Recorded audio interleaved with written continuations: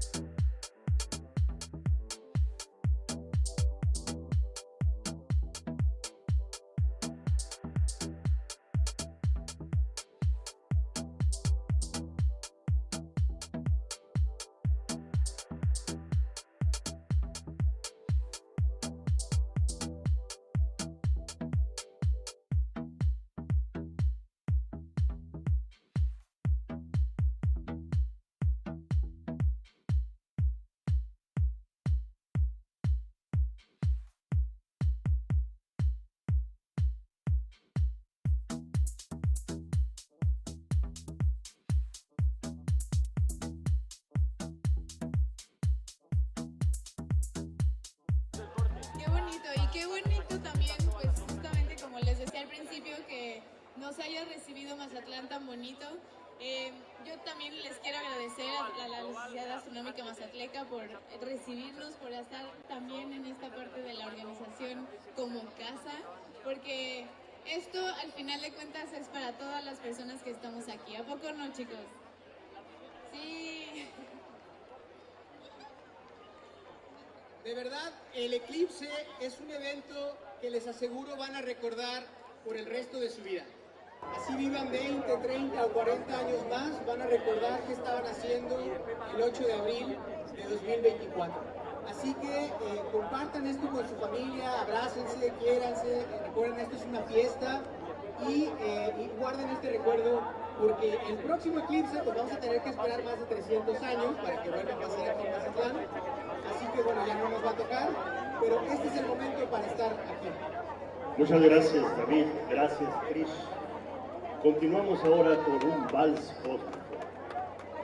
Ustedes lo recordarán de la película 2001, Odisea del Espacio.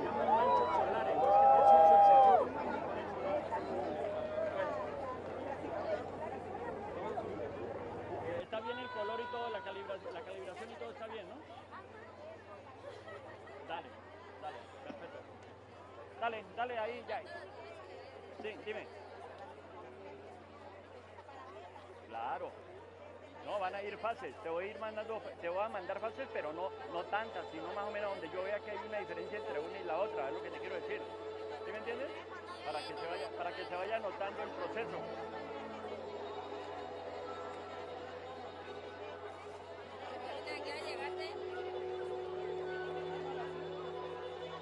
No, sí, lo que pasa es que no puedo estar sacando, hermano, ando con 4 cámaras encima, hermano. Más una para arriba,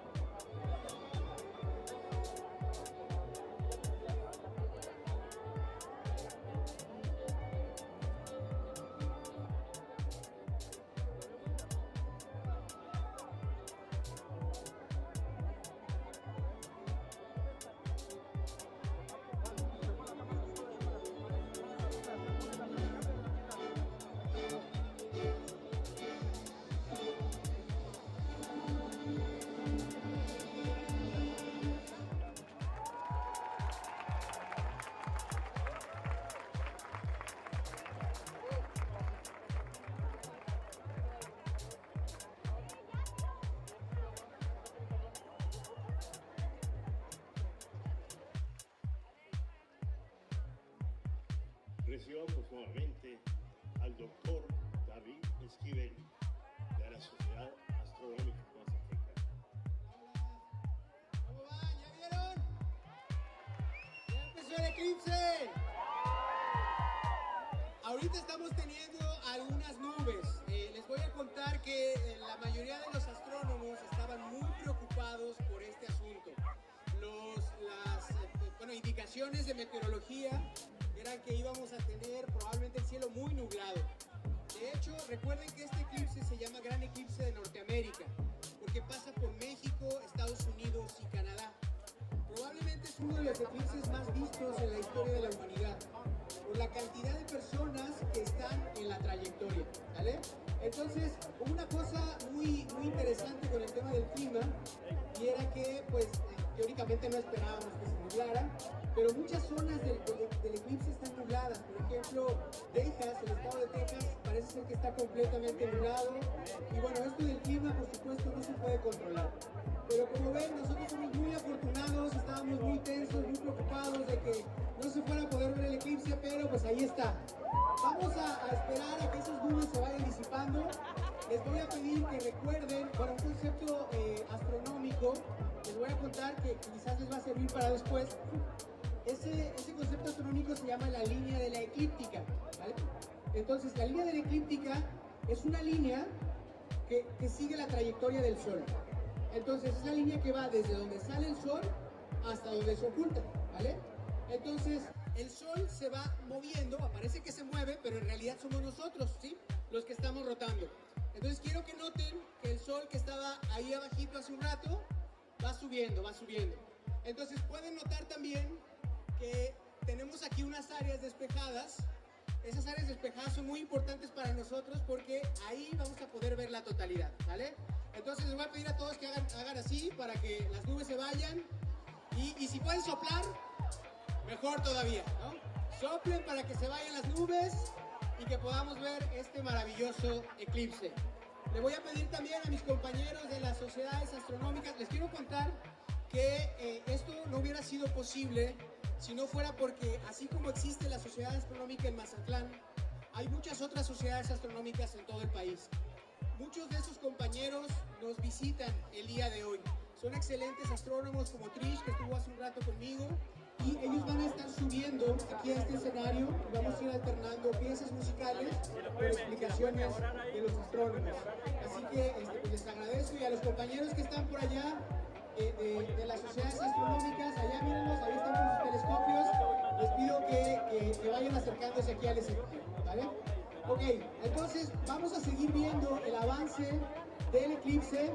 Chequen cómo se parece a el Sol ahora se parece a ese personaje de los videojuegos de los 80, ¿se acuerdan? A Pac-Man.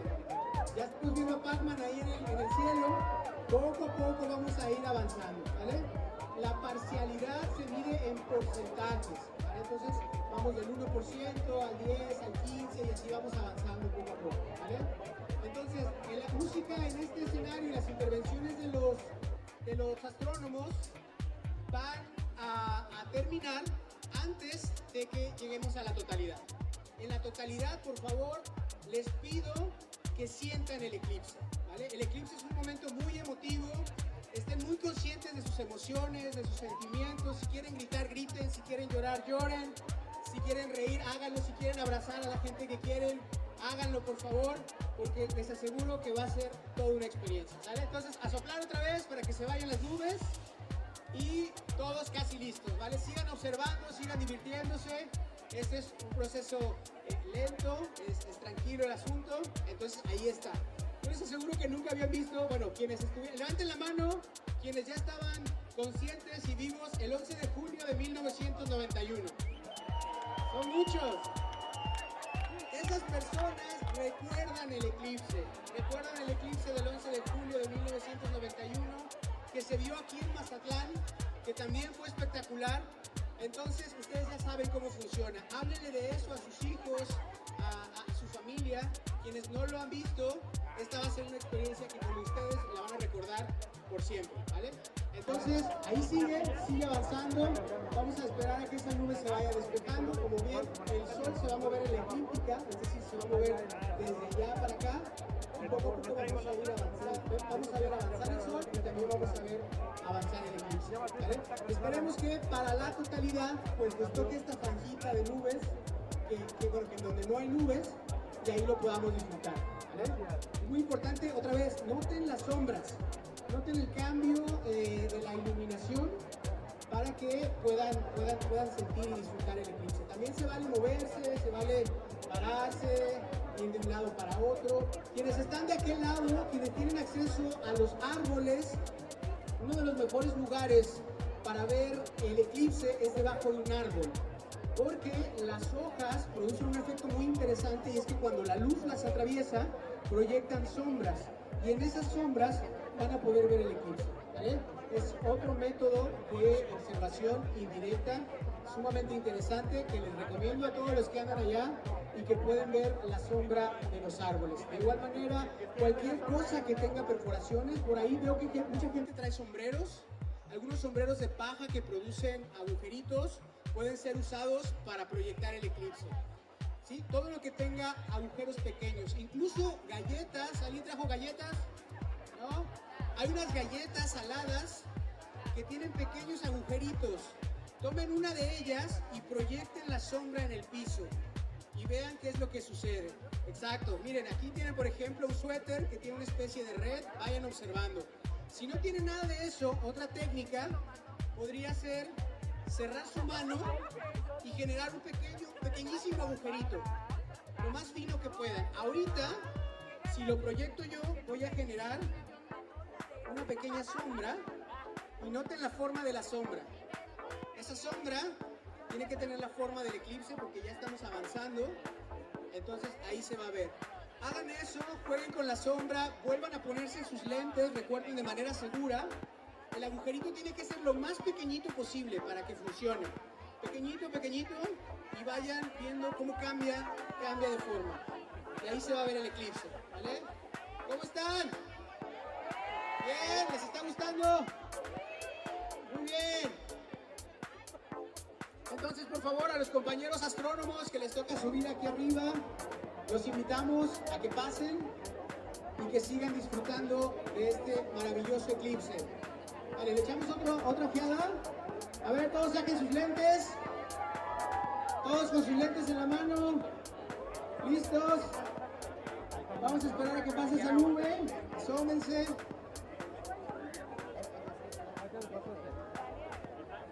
¿Cómo va Pac-Man? Muy bien, ahí vamos. Excelente.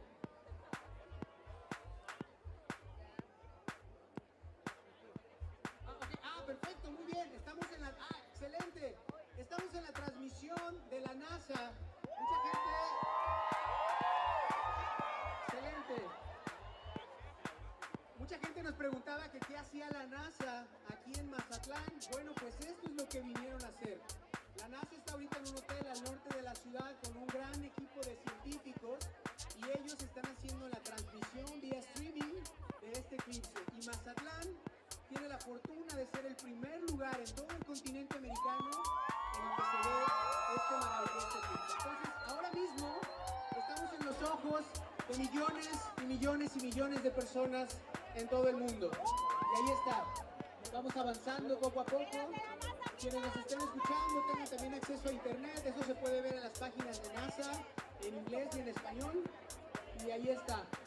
Este proceso ha sido un proceso largo, complicado, Los eclipses se pueden predecir con mucha anticipación. De hecho, por ahí en internet estaban circulando algunos videos de 1991 de Jacobo Zabludowski hablando del eclipse de 1991 y diciéndonos que el próximo eclipse, hace 33 años dijo eso, iba a ser justamente el 8 de abril de 2024.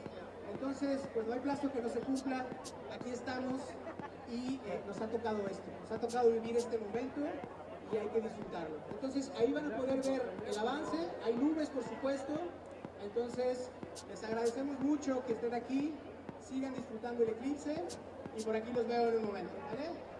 Muchas gracias al doctor David Esquivel.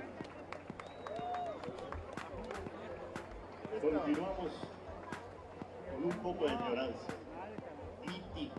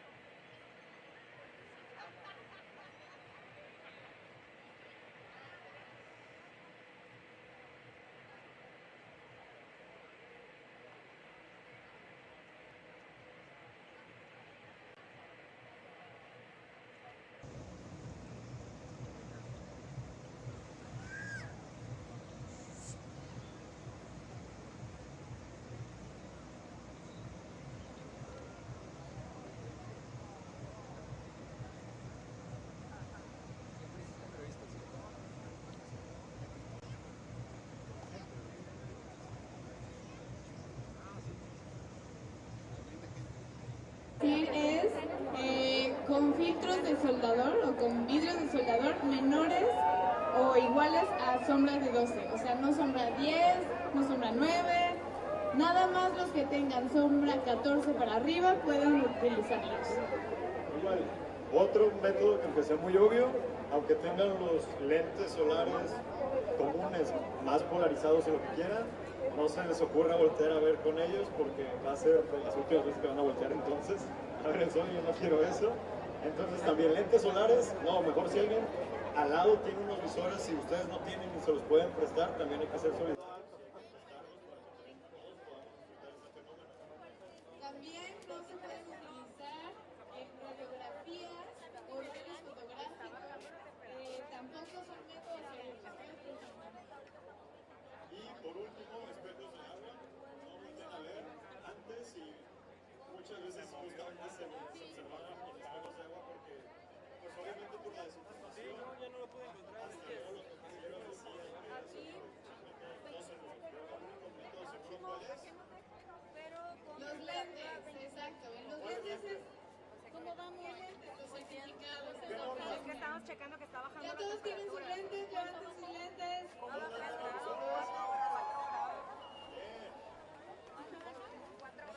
Bueno, también les quiero recordar que la Sociedad Astronómica Mazatleca es como la sociedad que nos está recibiendo en la casa. Entonces, también quiero contarles qué otras sociedades están aquí, porque muchos de ellos y muchos de nosotros pues estuvimos viajando por todo México para llegar. Entonces está Nibiru, está también la Sociedad Astronómica y de Investigación Champ-Messier, que ellos están en Parque Central haciendo astrofotografía. También un aplauso para todos los que están allá. También está, bueno, Astrofísicos en Acción, que representamos Andrea y yo. Y que también tenemos un canal de YouTube, porque si no lo conocen, está ahí para que le den.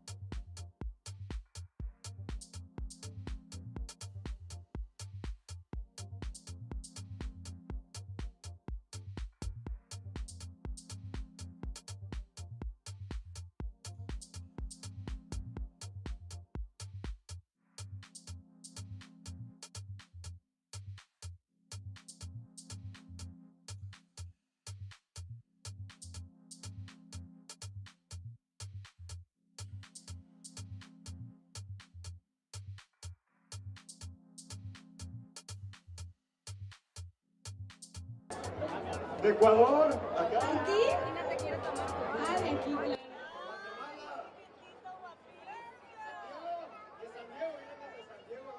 ¿Quién viene de Nayarit?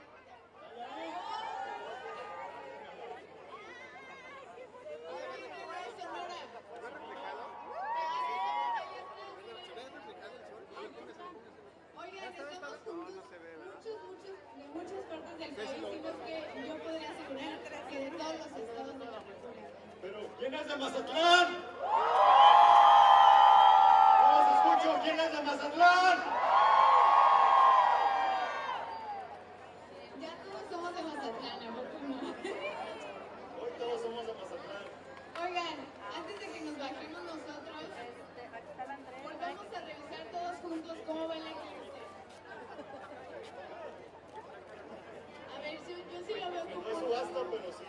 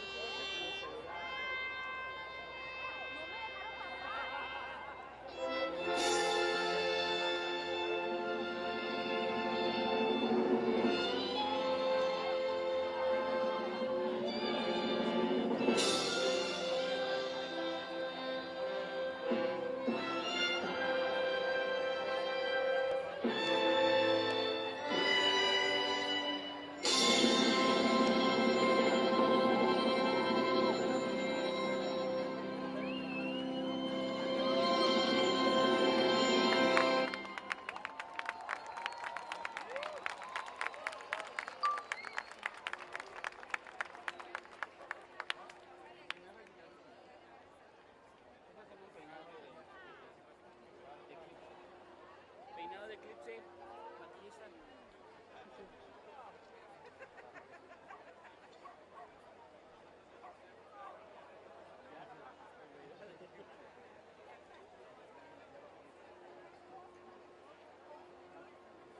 Oh, ya lleva un 50, yo iba haciendo. ¿Por qué no eso? Porque quédense así unos tres así con la gafita y tomamos la foto. Ahí con las gafas.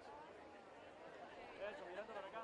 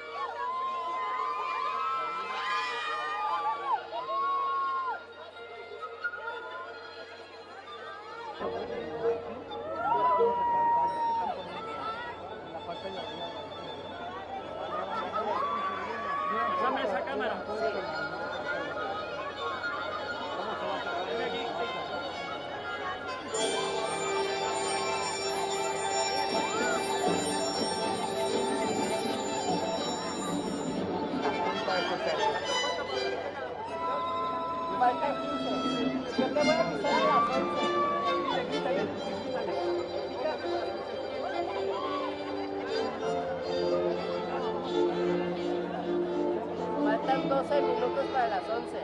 Y es a las 11:04. Yo les aviso a las 11 a todos.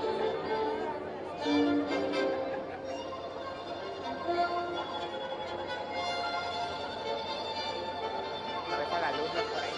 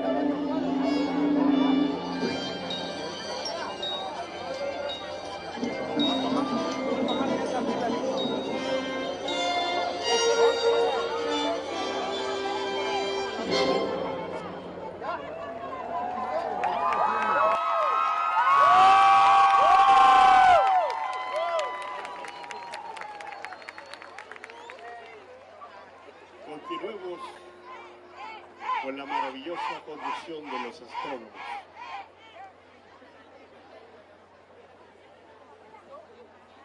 Recibamos al doctor David Esquivel. Hola Mazatlán, ¿cómo están? ¿Cómo va el eclipse?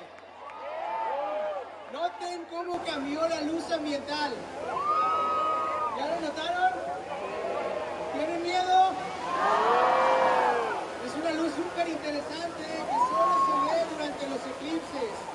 Vamos a repetir la técnica que les enseñé para observar con sus manos.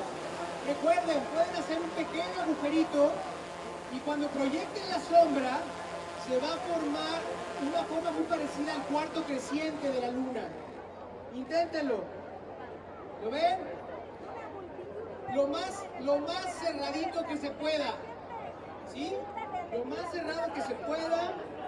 Y ahí van a ver la forma de cuarto creciente del eclipse. Recuerden, se puede así o se puede juntando las manos y creando una especie de red. Usen las superficies blancas para ver el eclipse. Gorras, camisetas, ropa blanca. Ayuda mucho a ver el eclipse. ¿Sí? Noten también lo que está pasando a su alrededor. Sientan ese viento. Noten cómo está bajando la temperatura. ¿Notan? Nos estamos acercando a la totalidad. ¿Sí? Vuelvan a ponerse sus lentes y vuelvan a mirar. Fíjense cómo ha cambiado la forma del sol. Noten la oscuridad. Pongan atención a las sombras. Proyecten sombras y vean que algunas de ellas tienen un borde que está definido, mientras el otro se ve borroso. Esto es un efecto interesantísimo también que ocurre en el eclipse. Aquellos que tengan camisetas verdes o rojas, noten cómo cambian de color. Durante los eclipses, por estos efectos luminosos que estamos viendo, nuestros ojos perciben los colores de manera distinta. Entonces, principalmente los rojos y los verdes se van a ver de otro tono. ¿Vale? ¿Cómo se sienten? ¿Están listos? Listo, el sol. Ya estamos muy cerca de la totalidad. Recuerden, 11:07 comenzará el segundo contacto. ¿Sí? Se hará de noche. Pedimos a las autoridades que no se encendieran las luces del alumbrado. Eso va a ser muy importante porque nos va a permitir ver estrellas. Recuerden la línea de la eclíptica, la línea que sigue el sol en su recorrido. Ahí vamos a ver algunas estrellas brillantes. No son estrellas, son planetas. ¿Vale? Pongan mucha atención a ver si las nubes nos permiten ver esos planetas. Ok, a las 11:07 les voy a pedir que miren también el horizonte, sobre todo del lado del mar. Vamos a tener algo así como un amanecer a 360 grados. Va a haber luz solar en todo el horizonte. Y arriba vamos a tener esa cúpula de oscuridad. El sol se va a poner negro, pero no es que esté negro, es la luna que lo ha bloqueado por completo. Pongan mucha atención a lo que se va a ver en los bordes del sol. Eso se llama corona solar. Y solo se puede ver durante un eclipse total de sol. Otra cosa muy importante, cuando estemos en la totalidad, de las 11:07 a las 11:11, el eclipse se puede ver sin lentes. Solo cuando el sol está completamente cubierto, nos podemos quitar los lentes y mirarlo directamente. ¿Vale? 11:07, efectivamente, vamos a anunciar. Pongan sus alarmas, por favor. 11:07, bueno, si pueden controlar los segundos, contrólenlos, si no, pónganlo 11:08. Lo van a notar. Van a notar que el sol está negro. En ese momento podemos mirar. ¿Vale? Antes y después hay que mirar con los lentes. Pero en la totalidad se puede ver sin lentes. ¿Vale? Ok, nos estamos acercando. Así que va a haber un momento en que va a terminar la música y vamos a dejar que cada uno experimente el eclipse como mejor le parezca. ¿Nota la temperatura? ¿Siente frío? Va a ser espectáculo fabuloso. Así que creo que yo ya casi los tengo que dejar. Entonces, prepárense, estamos cerca. Son las 10:55. Recuerden, 11:07 va a comenzar la totalidad y va a durar 4 minutos y 20 segundos. Esa fase se puede mirar sin protección, ¿vale?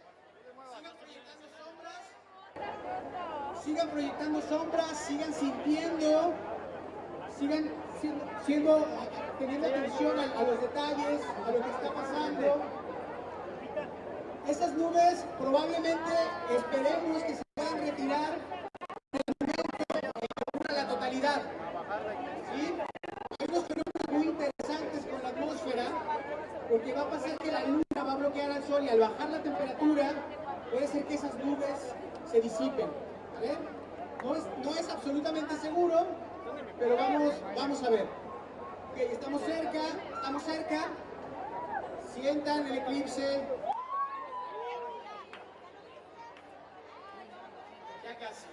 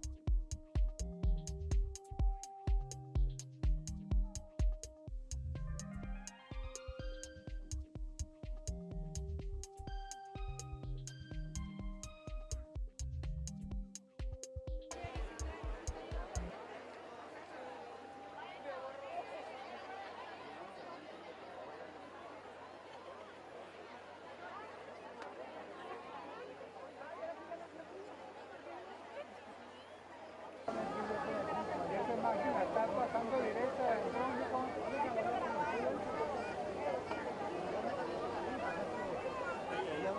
No se puede eso. Pero Juanito está volando también, trae la señal de la cara.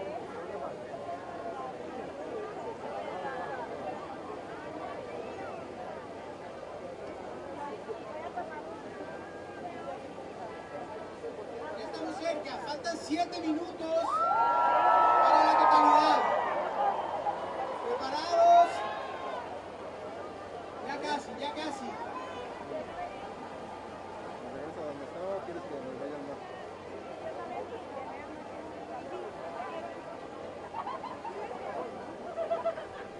Si se levanta, vas a ver el halo que dijo de luz hacia el mar. Porque yo ahorita me voy a quedar para allá. Sí, porque ya lo dijo, va a ver la luz en general al entorno.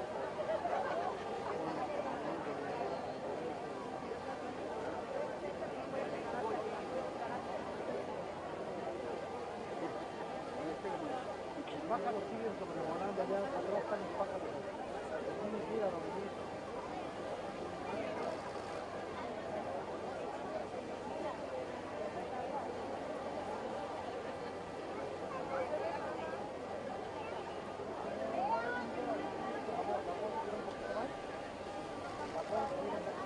No sé si nota el aire.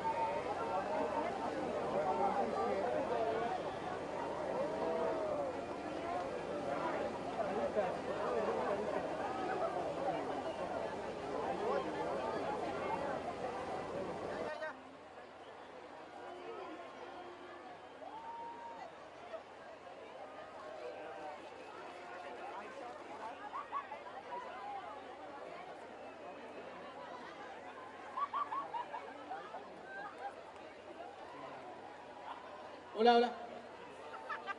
Faltan solamente 6 minutos. En la pantalla del escenario pueden ver la transmisión en vivo de la NASA y ahí está esa pequeña fracción del sol que falta por cubrirse. Cuando lleguemos a las 11:07 van a ver dos fenómenos muy interesantes, pero véanlo en la pantalla, porque tiene más detalle. Hay una cosa que se llama anillo de diamantes. Cuando la luna está a punto de cubrir al sol, vamos a ver una luz muy intensa en el borde. Eso se llama el anillo de diamantes. También vamos a ver unas pequeñas como bolitas en la orilla. Eso se llaman las perlas de Bailey. ¿Sí? Eso sucede porque la luna no es perfecta, tiene rugosidades, tiene valles, tiene montañas. Entonces al pasar la luna por ahí, al pasar la luz por ahí, se ven las perlas de Bailey. Las perlas de Bailey y el anillo de diamantes ocurren al principio de la totalidad y cuando termina la totalidad. ¿Vale? Entonces estén muy atentos, miren la pantalla es completamente segura, pero también usen y sientan lo que va a empezar a ocurrir en los próximos 4 minutos.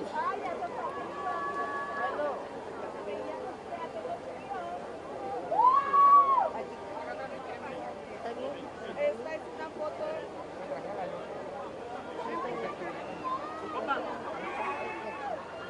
Clave que me ayudes aquí. Voy a tomar la foto.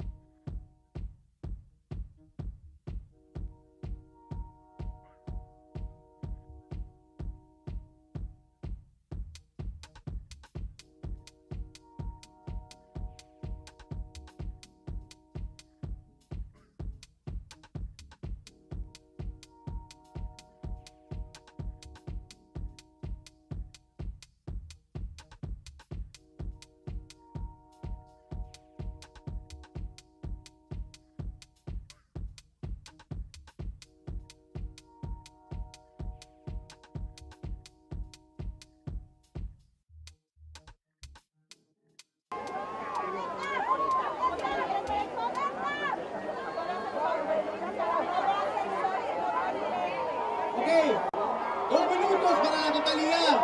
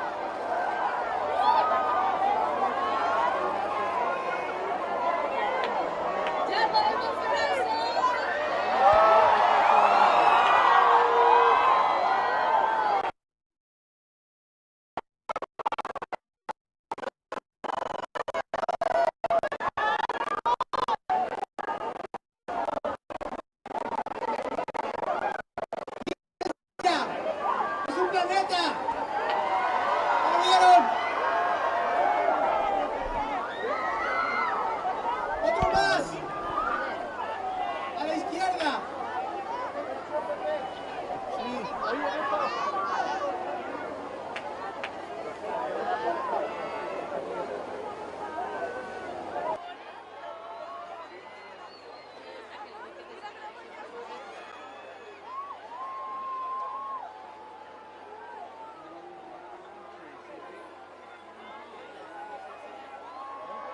Miren el horizonte.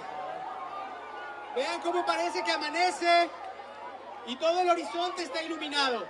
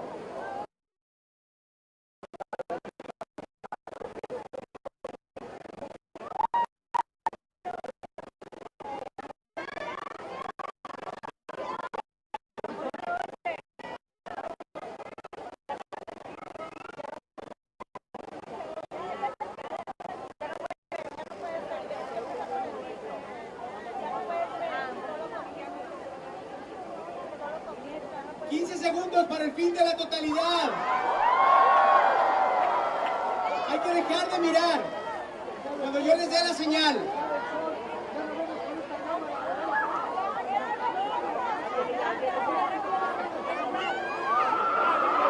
¡Se acaba la totalidad!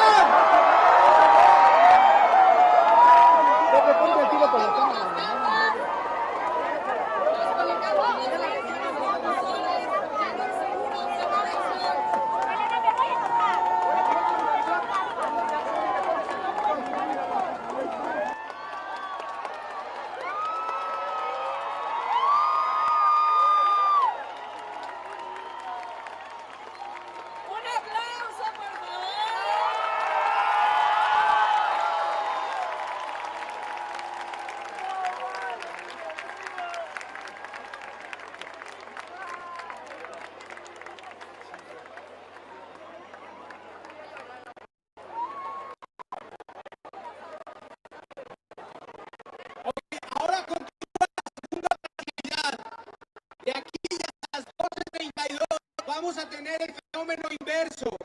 La luna se va a ir retirando hasta que a las 12:32 volvamos a tener el mismo sol.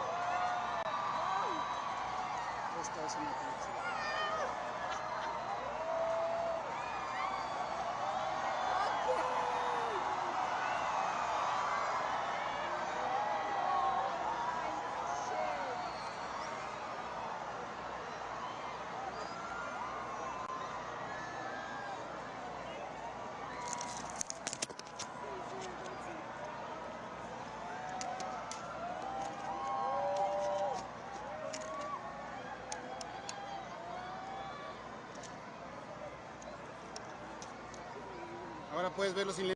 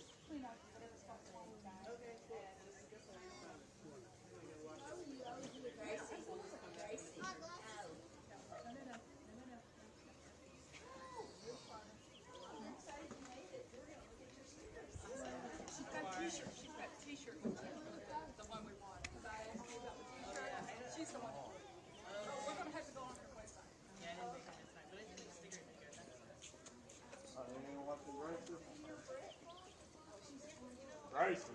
Gracie. Get over here. Now. Come on.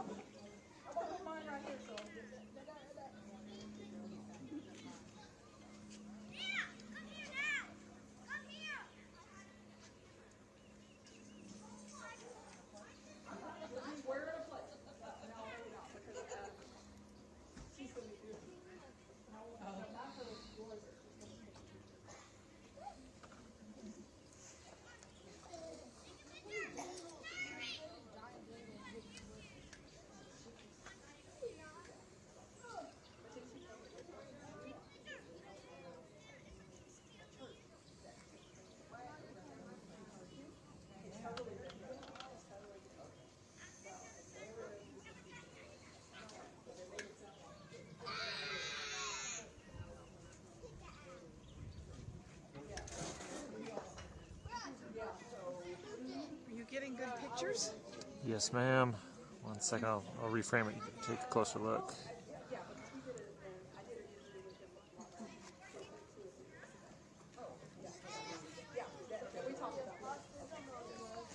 Can we take a peek? Oh, I'd love to. Yeah.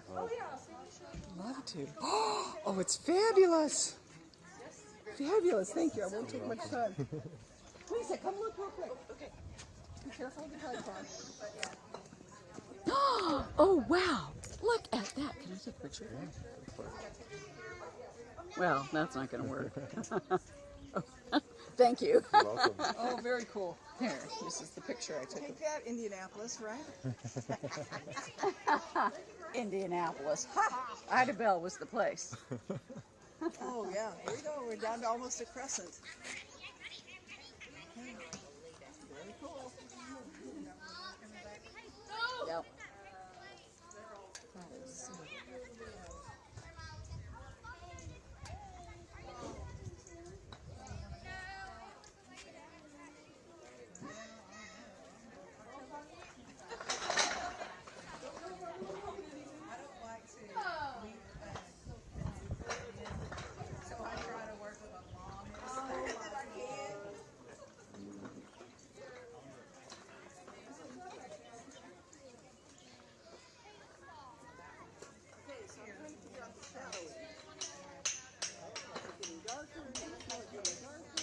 It's definitely getting cooler. A little windier. Yep.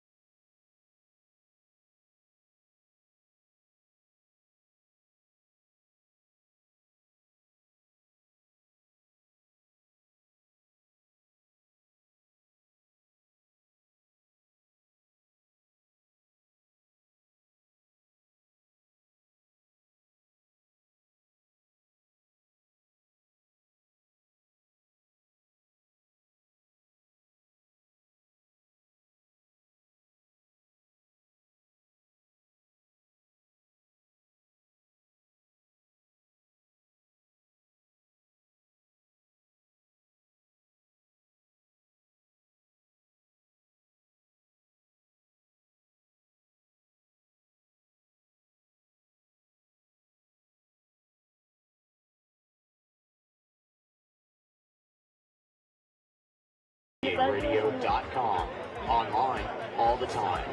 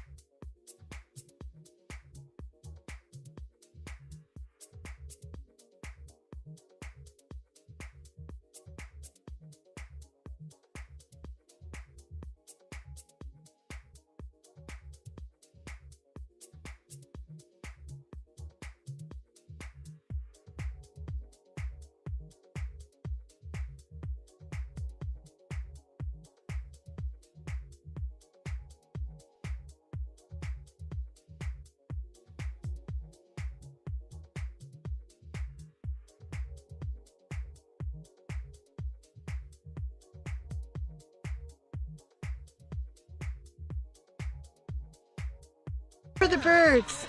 Oh my God. I don't hear any. The birds have gone quiet. Oh, there's flares going out.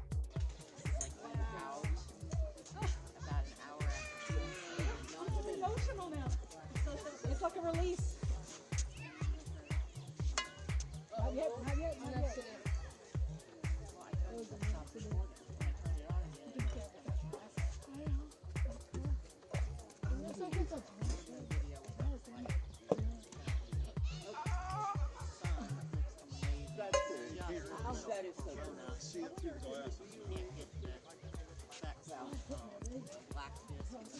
Oh, I'm sorry. Look at all the stars you can see out. Yeah. That's just really cool.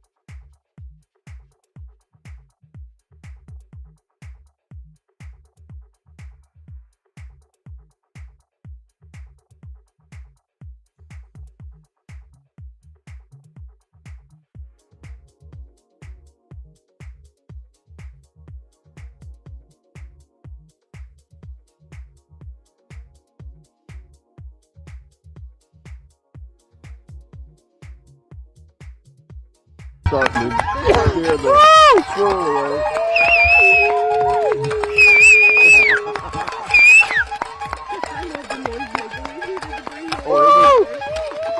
Yeah, it was totally clear here for the last hour. It's been amazing. And now we're out here looking at the planets and you can see them so clearly. Woo! Yeah. Yeah, neither one to come.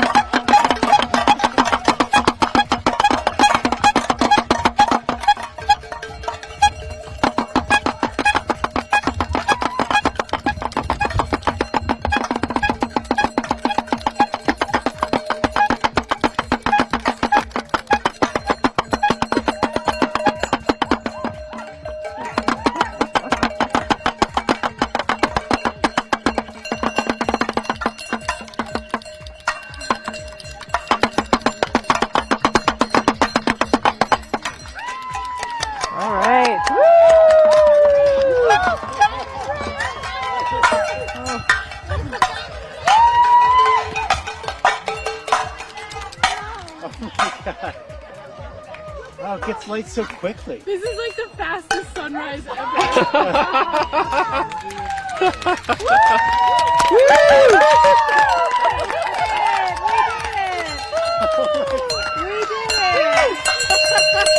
Good job, son.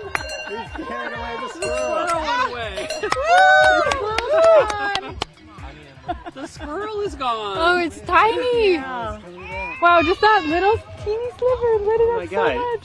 she just got bright so quickly. Yeah, look at this. That's incredible. What's happened? No, don't look at it.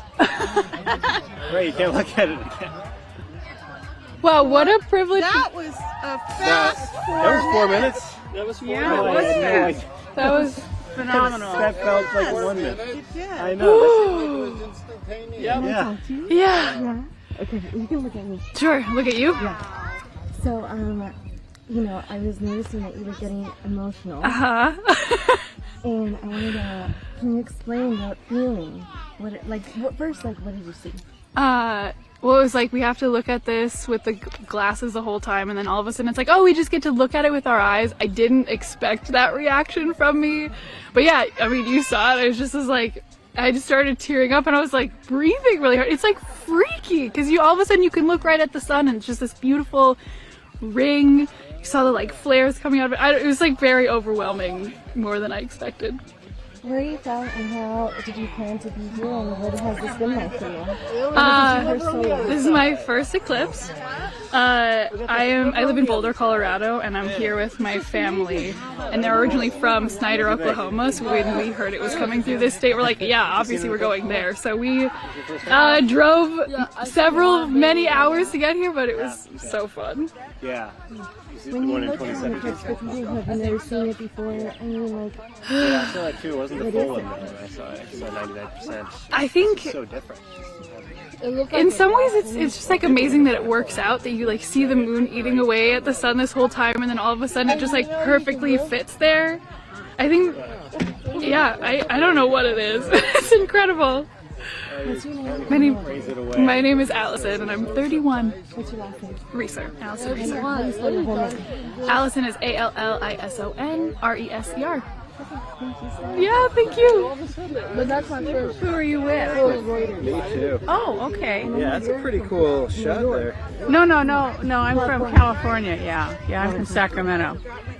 So, could you tell me a little bit about how it was, the feelings that you felt when you looked up without the glasses? Like the moment from the glasses off. Well, it was such an awesome, natural phenomenon. It's like, wow, what an incredible world we have.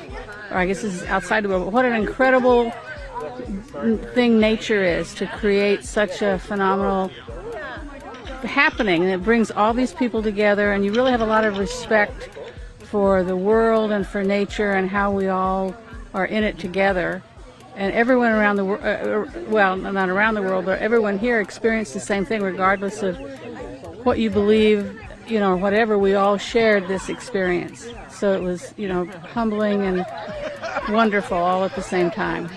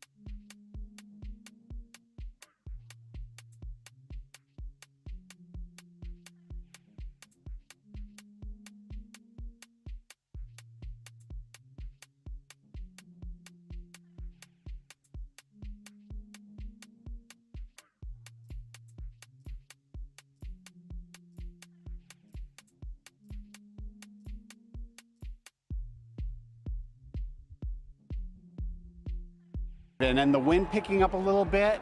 And I think, yeah, we have 4 minutes and 9 seconds here, so it'll continue to get cooler. And we got a lot to look at in the sky. I'm very excited. I'm looking up when I can. Oh, it's so close. It's getting very dark right now. See the very dark. You can see the shadow going across. This is the start of it. It's dark over here. It's light over there. This is the amazing. Coming. Crowds are going nuts. We're about to get word that we're at total. Oh, you can see the planets. The crowds are going nuts. This is crazy.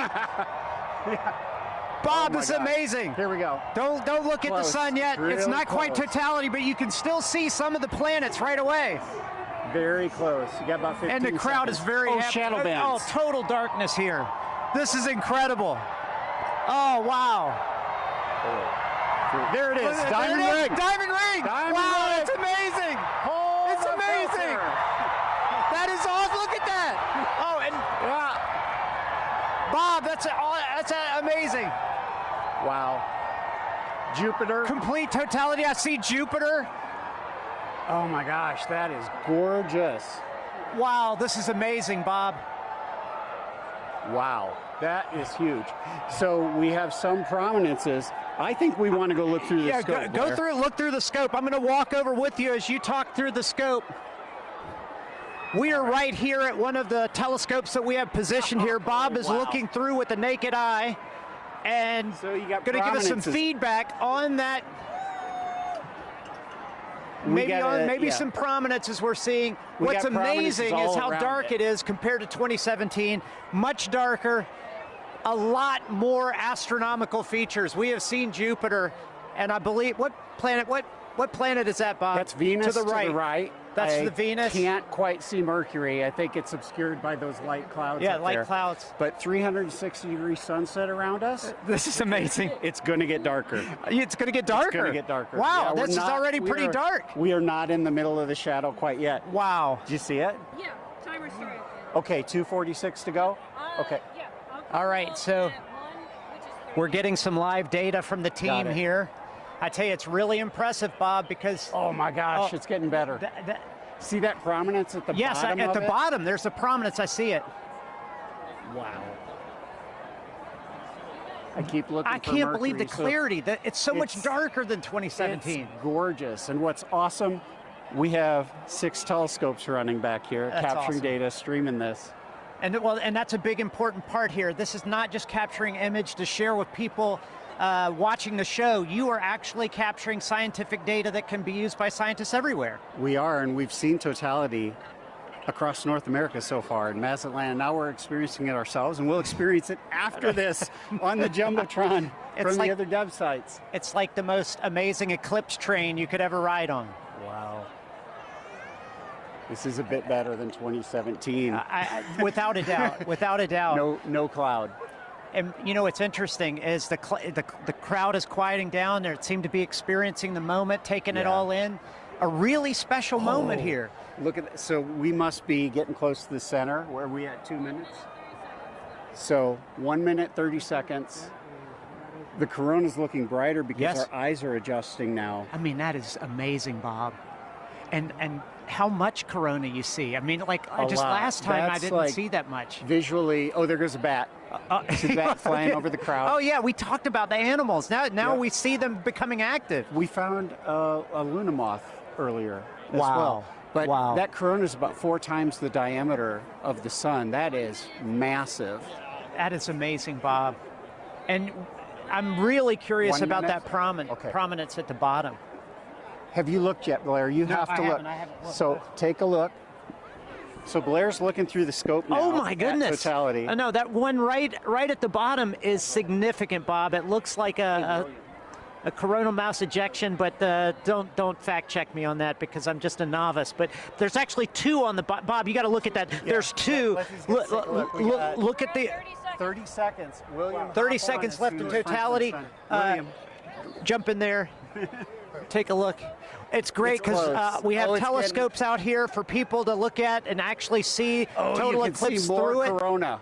And we're getting close. I don't know what you Time. guys are seeing on television, but 10 seconds. We got to cut it off. Okay, all right, here we go. 10 seconds before we need to one. put our glasses back on. Okay. Oh, sorry. You're good. You're good. We put the cap back on the telescope to make sure nobody looks. What an amazing too event, late. Bob. There's the go. diamond ring. There's the Nice. second one. Oh, snap. Oh, that's amazing. It's like it was scheduled. Yeah, somebody had the timing right here. Oh, my man, God. that's amazing. We will see shadow bands again here. Oh, you hear the crowd. Everybody's excited. That's there awesome. we go. What an amazing moment here at Saluki Stadium. Oh my gosh. With Bob Bear and 10,000 fans, all loving every moment of it. Bob, some final words. Well, I think we just had an eagle fly over. Okay, so but incredible. Well, that's one of those things you said. We saw animal reaction, we heard it, we felt it. It was wonderful. So we got to keep an eye out for shadow bands. We're going to see them again in about 1 minute on the ground here. Okay, so we'll keep looking for those shadow bands on the ground, but I got to tell you guys back at the studio, I know you guys have seen eclipses already. There's still some to come, but what an amazing moment. Back to you guys. Good weather all the way to the end. Thank you, Blair. We are in Indianapolis. We are almost at totality. With me, I have Nikki Rail, the Associate Director for Flight Programs for the Heliophysics Division, and Denise Hill, NASA's Outreach and Communications Lead for the NASA Heliophysics Division. You guys, let's get our glasses on. And you can hear the crowds start to roar as everyone gets on their glasses. We are so, so close. Ladies, what are we seeing right now? I mean, just the ambiance of this moment. It is beautiful. We're just seeing a really small crescent, but the light all around us, it's so dusky and I'm just odd. It is. I'm feeling a temperature drop already, which I can't believe. It's feeling cooler. The crowd is starting to go wild. Yeah. We're still seeing that Here we crescent. go. Here we go. Getting all close. right. We are so all right, close. and the best soundtrack you could possibly ask for in the background here. Absolutely. Oh, we're so close. Okay, just a little bit left, and you can really hear the crowd taking here we over. go. They're starting to go wild. Here we excited. go. Yeah, here we go. There we go. We're so close. Here we go. Almost. Almost. We are so, so close. And we... Oh my gosh, there's that bright diamond ring. All right. Oh, wow, look at that. I can see the... Yes. Oh my gosh. I can actually visualize the corona. I've always wanted to see that. Wow. Look at that. Fantastic. Oh my God, it's gorgeous. Oh my gosh. Absolutely An incredible sight. And dark. Wow. Look at how dark it is. Oh my gosh. And you can really see those streamers coming out right now. I'm seeing some bright lights around where we're seeing cratering, and I can see those streamers coming out of the corona. And are those Bailey's beads? Are we seeing any Bailey's beads? We were seeing some Bailey's beads. They're transitioning out a little bit, but yes, those bright light where the sunlight is shining through craters on the moon, mountains and craters. And look at those streamers of the corona. It is putting on a show. Moly. And it is dark. Holy moly. It is dark. I gotta take a peek at the crowd right now. Oh, look at the crowd. Oh The my crowd is gosh. absolutely Oh my gosh. going wild. Everyone's got their phone out. It is now safe to look at the eclipse without your glasses. Wow. What an amazing sight. Folks, we've got 4 minutes here, a little under 4 minutes to enjoy this. Wow. And if you were in an open field right now, you'd be able to see a sunset, a 360-degree sunset all Yes. around us. Yes, And you I can see a little bit of You that can now. see the light around us a little bit. Yes. I have to say, this is my first total eclipse, Denise. This is my first total Incredible to see it. totality. Wow. This is a bucket list moment for me. This is incredible. Really a once in a lifetime, unless you're an eclipse chaser, which I'm considering it. I might I'm become one after considering this. I quit my job. Wow, Oh my fantastic. gosh. Oh We my spent gosh. so long trying to see that corona, and to see it with my eyes. Yes. Your own eyes. Wow, just gorgeous. I'm just in awe of yes. being this person on this rock moving around the sun. Yes. I can't even believe it right now. Yeah, and to share this moment together with 50, 60,000 people all looking up at the moon and the sun all at once. It's just an incredible experience for all the folks here in Indy and for all the folks watching. I hope you can take, you know, the amazing energy and excitement from this crowd. What a special moment for the United States. Oh my gosh, did you hear that? Look at this and everybody. Oh, there we go, the crowds. Wow. Wow, okay, so I think we're seeing, yep, those beautiful prominences. The corona is just put.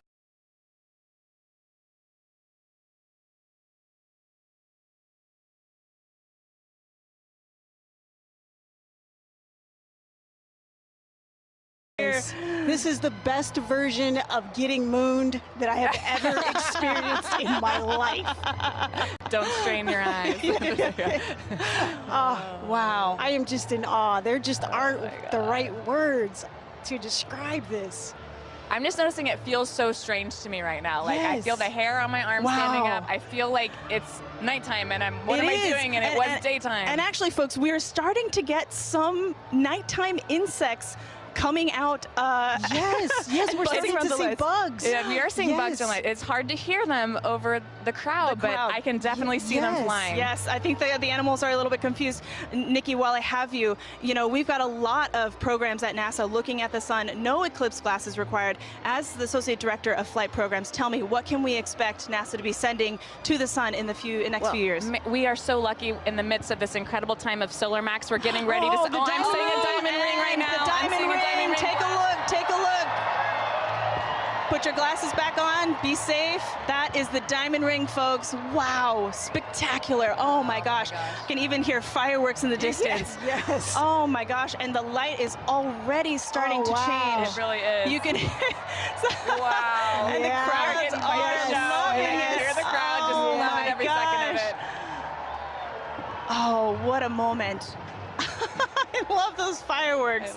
Indianapolis is really pulling out all of the stops, and we love them for it. I also want to take a moment here to thank our two telescope operators, John and Dana, who have been providing these telescope views for us there from Ball State University. Thank you very much to John and Dana. All right. It's like somebody flipped the lights back on. It's like a sudden switch flip. This is so crazy. And I can feel it warming up already. Yes.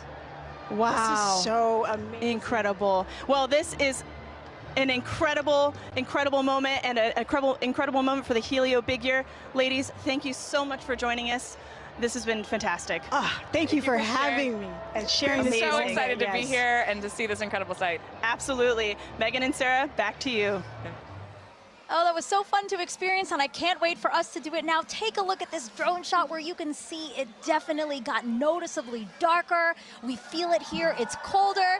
The crowd is cheering now. They're ready for totality here in Cleveland, Ohio. We are less than 3 minutes away, 2 minutes and 18 seconds away from totality here in Cleveland, Ohio. The crowd over here to our right going crazy, feeling the excitement. I'm ready for this. How are you? Yeah, it's super cool. It's all of a sudden it's really getting dark and you're starting to feel it. Yeah, so cool. It's like they just dimmed it out. Now it's like night. This happened within the last couple of seconds. But let's take a look around, because obviously we're not the only ones enjoying the total solar eclipse today. We have some we have some eclipse viewing events that we've seen around the country. So why don't we take a look at some of those? Wow, oh my gosh, so this is cool. Times Square. That's the NASDAQ tower, and they are taking our feed live right now, and we're seeing awesome. Cleveland, Ohio sun. They're only going to get a partial eclipse today, but they get to watch our eclipse with us. So. Yeah, I'm really glad that they can do that. Wow, look, that sliver of a crescent just left. It's actually perfect on that building. It's beautiful. The shape of that building, right? And we can see some people in the foreground taking a look, stopping to watch. It's hard to stop in Times Square, right? But they're stopping to take a look at this with us. Beautiful.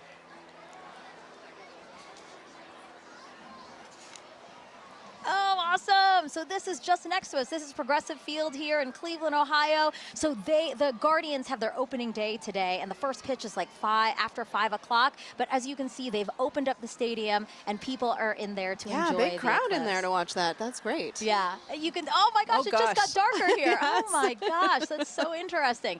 And then Mentor Civic Amphitheater, again, the field starting to fill, and everybody looking up at the sky for their opportunity to see today's solar eclipse.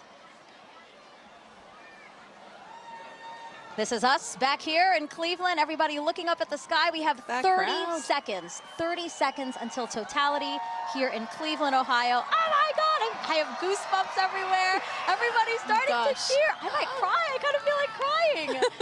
This is so cool to see. It's getting so dark so fast. Wow, it's like night just descended on us.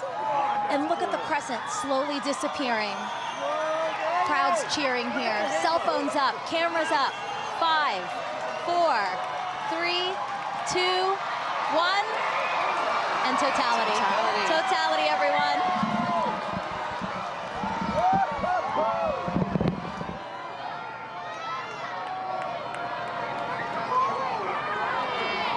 Oh my God. Oh wow. Oh my God. I was so nervous. Wow. I know, I wasn't sure because we had some high clouds, but oh my goodness, you can see that corona extending out. Oh wow. Yeah, the clouds were really bothering me and really scaring me because it did get very cloudy here in the last hour and a half, but we have a great view here in Cleveland, Ohio. Yes. Wow, look at the corona. You can hear the crowd.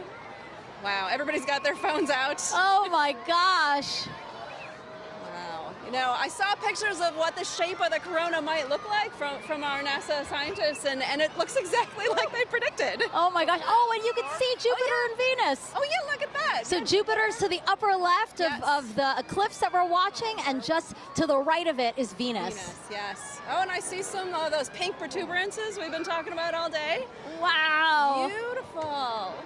And again, all around us you see light, but just at the top where we are. 360 sunsets. Exactly, exactly. Yes, Indianapolis had described that as well. Woo! We have totality here for 3 minutes and 50 seconds. That is such a luxurious amount of time. I saw the 2017, I think we only had about 2 minutes. So. And why is that? Why does the length of totality differ? Oh yeah, well, because sometimes the moon is a little closer, a little further away. Its orbit's elliptical. And so when it's further away, it looks smaller in the sky, but when it's closer, it looks bigger, and so we get a little bit more extra time. Look at the prominence. You can see it on the bottom. On the bottom there. So pretty. Wow. It's like bright pink. That is insane that you can see it from there. From here. Yes. Just like the power of our sun. I'm truly in awe right now. And cold. I'm in awe and cold. It did drop. It is noticeably 10 colder. degrees. It's like, yes. Yes. Looking around to the crowd. A lot of people videotaping it, trying to take photos. It's the lovely backdrop of the Cleveland skyline. Yeah, that's beautiful. We have the stadium right next to us. Oh my gosh. And again, thanking the Great Lakes Science Center and NASA for hosting this event here in downtown Cleveland, Ohio. It's great to sort of join humanity, to all come together at once and experience this together with such a great group look at the of screen folks. right now. Here's a shot of the skyline. Wow, the sky looks on fire. Beautiful. A lot of excitement still here in the crowd. Sarah's just taking it all in. Sarah, you're supposed to be commentating. You're supposed to be saying. It's so beautiful. So you can tell that we have some cloud cover, right? It's kind of hazy here, but still. It is, yeah, some high clouds. I was worried about it, but we can still really see, have a pretty good view here. Wow. And again, this is so rare for people here in Cleveland to see a total solar eclipse. The last time was 1806. Yes. The next time, guys, 2444. That is incredible. I hope everybody took the time to come outside and witness this today. Oh my gosh. You can still see that prominence. Again, talk to us about what a prominence is. Yeah, so that pink color comes from the helium in the sort of outer atmosphere of the sun there. Oh, it's beautiful. And it gives off that pink glow. Yeah. Wow. Totality ending here. Wow, there's the diamond ring. Oh! Time to get your glasses back out. Time to put your glasses back on, everyone. That's your cue. Glasses back on. We get wow. that diamond ring. Wow. Beautiful. What an amazing experience. My first total solar eclipse. Yes. Let's see what they think about this in Niagara with Daryl Nail.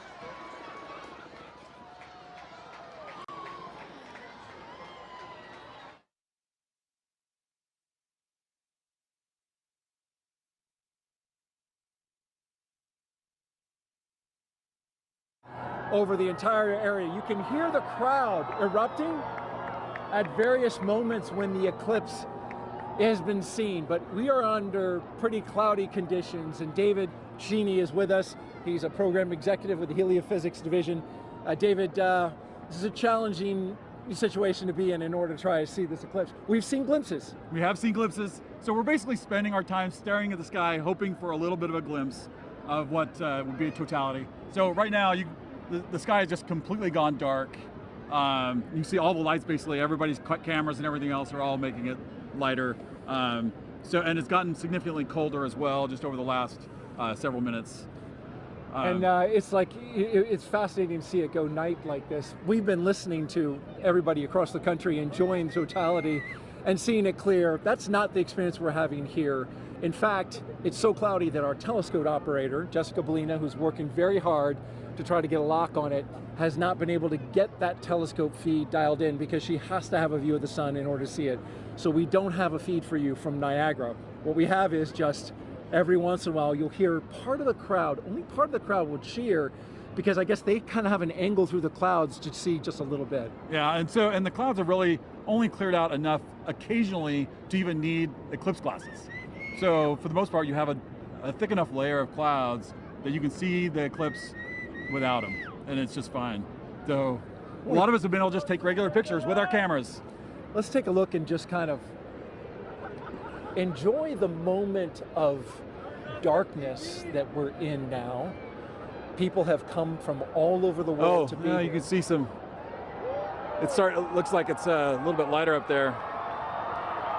Our spotlights are blinding these guys. Can we turn the spotlights down?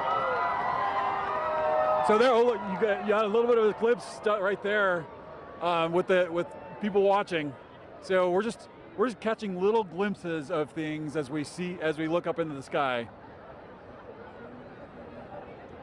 So this might not be as exciting as some, but this is what we get. We're just hoping to have a little bit of a glimpse. Well, we've got 3 minutes and 29 seconds for it to happen. We're already a minute or so in. Right. We heard there's going to be skydivers that are going to jump out. Probably hard to see them. Yeah, I don't know that we'll get to see the skydivers. You can't see any of Niagara Falls really. It's basically all like as if it was night for us here. You can start to see some of the light come in from the other side. So we're taking now a view of Tupper Lake, New York. That's oh, look, there he goes. Oh, hey, we got totality right there. We're getting totality right now that we can see. There it is. We just got a really nice clear spot right there. So wow, got a little bit of hole through the clouds so everybody could see. Just opened up. And now that was the roar from the crowd that you just heard, and just as soon as it showed. So yeah, we're continuing to watch the totality that we're getting right now. You can see a little bit of hint on the side as it's shining through. Well, there, it ducked down. Yep. Jessica, so here we go. We have another view, a little bit, another little view right here. No. As it's starting to peek out around. Oh, there it is. So we're getting starting to peek out just around right there. Yep. Well, totality is complete. Yeah. Well, that was a fun experience to watch and hope for, like just everybody else around here, hoping for a view. And we got it. That was a unique experience. Bring the lights up. And suddenly night is turning into light and day. Yeah, we're getting some light again. Oh, although that's a lot of light. I was worried there for a second that we weren't going to get anything. David Cheney, thank you so much for joining us. Appreciate you sharing this experience. I was really worried that we were going to see something. Fortunately for everybody here in Niagara Falls, we got to see a little bit of the eclipse. And yes, we did. That was great. Some of cheering now. Thank you very much. All right, you're welcome. As we take a look around the falls, and people have not moved. They are still looking up, enjoying the partial eclipse now. We're going to bring in Jeremy Hansen. He is a Canadian Space Agency astronaut who has been at the falls with us for the past few days. And Jeremy, you're going to be on Artemis 2, of course, the mission. We'll talk a little bit about that. I'm going going to be looking over your shoulder here, Daryl. Hey, Cool make sure you put on your glasses. We're still pretty safe. We got a lot of cloud cover, but That's true. That was actually, I think, exceeded expectations. Well, I mean, when your expectations start off with just clouds everywhere. Yeah. And I didn't think we were going to get anything. How did you feel when it finally poked through? I felt like success because we all really wanted to see it in totality, and we might have only saw it for 5 seconds, but we did get to see it, and we could see the corona, and that was just very special for me. So I really like that. And then when it passed totality, it was like this amazing, hopefully the camera captured it, but just like that amazing sunrise just coming across the clouds. Actually, the clouds kind of made a nice backdrop for it, so that was pretty special. That was very unique, very special. I'm so glad and a little relieved that we got to see a little bit of it. That was the moon passing in front of the sun. You're going around the moon in September of 2025, currently scheduled for that. You'll be the first Canadian to do so. You just saw a real special moment. That's another one. What are your thoughts on getting ready to take that big trip? You can imagine I have a lot of thoughts about Artemis 2 and what Reed, Christina, Victor, and I are getting ready to undertake. But if I have to boil it down, a lot of it comes down to pride. I'm really proud of humanity for taking on these big challenges. I'm really proud of the United States for their leadership, for creating this opportunity where other countries can express our genius, bring real contributions to the program. And now Canada is going to be the second country in the world to send a human into deep space. And it's got nothing to do with me. It has to do with the genius that the world is sharing. I just love that. That's amazing. Want to mention real quick, we are in full totality up at Tupper Lake, New York, not far from here in northeastern New York. We're here in western New York where light is continuing to shine and get a little bit brighter. It really is special, and we really felt that in the 4 days that you were here interacting with the public. Was that your sense? There's a lot of excitement around this celestial event that's happening and around space exploration in general, which I find really uplifting. I don't think space exploration solves all the problems or challenges of the world, but I do believe it is one of the pillars of those solutions. It doesn't matter what problem you're looking at, space plays a role. And I love it when I see our youth getting fired up about, asking me, how do I work at NASA? How do I work at the Canadian Space Agency? We're on the US side here, but I've had some Canadians come up to me. It's just something that brings us together. This, the spirit of humanity. Just like this experience we're having here, it's a very, it feels like community. We're all out here, just humans, just being humans and sharing something special. And sharing it together was really neat, that communal part that you talk about. Like, I felt a little bit of a bond with everybody here now. Yeah. You as well. Appreciated seeing you and having dinner over the past few nights. Just happened to work out coincidentally. Yeah. Really enjoyed the time. Great words today, and we will all be rooting you on for your mission coming up in September of next year. So good luck.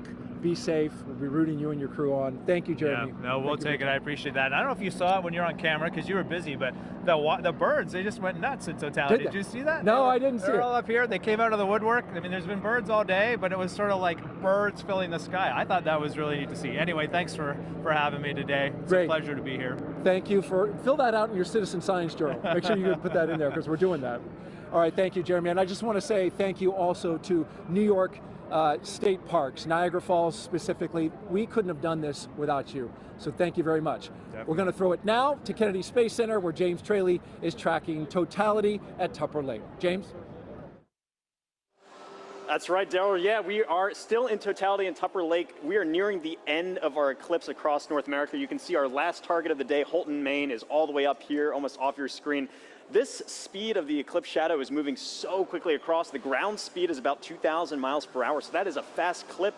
If you're in the path of totality, really take full advantage of those few fleeting moments to observe this moment. If you're not in that path of totality, or if you missed it, hopefully you didn't miss it because we've been tracking it all day here showing you. If you did miss it, I'm going to zoom way out here and show you what to keep an eye out for in the future. So this is going to be the eclipse path in 2045. We're going to come through parts of Montana into North Dakota in 2044. 2045 is the next big eclipse across America. That's actually going to come oops, I didn't draw here, there we go. That's going to come all the way from California into parts of Florida there. That is in 2045, so a long time to wait. So really take full advantage of those fleeting moments to be able to observe this moment. I'm going to click on Burlington here, who are also in that path of totality, experiencing that right now too. So just an incredible moment to really see all of this. And Tupper Lake, again, they're still, I think, experiencing that last fleeting moment there. That is just moving off. You can see that is officially now moved off Tupper Lake. Really a fantastic shot. They have that now, that diamond ring effect, that really beautiful shot there. This is, again, such a quick moment, and this doesn't happen very often. It's really a once-in-a-lifetime moment, so take full advantage of this. You can see just how close we are now to Holton, Maine, who are our last stop of the day on our NASA coverage here. This is then going to continue on into parts of Canada and beyond. Holton, Maine, they had some snow past couple days. It seems to have cleared up quite a bit more for them. Really hoping that that holds out for them. They are expecting a duration of 3 minutes and 20 seconds to be able to observe that totality at 3:32:05 local time.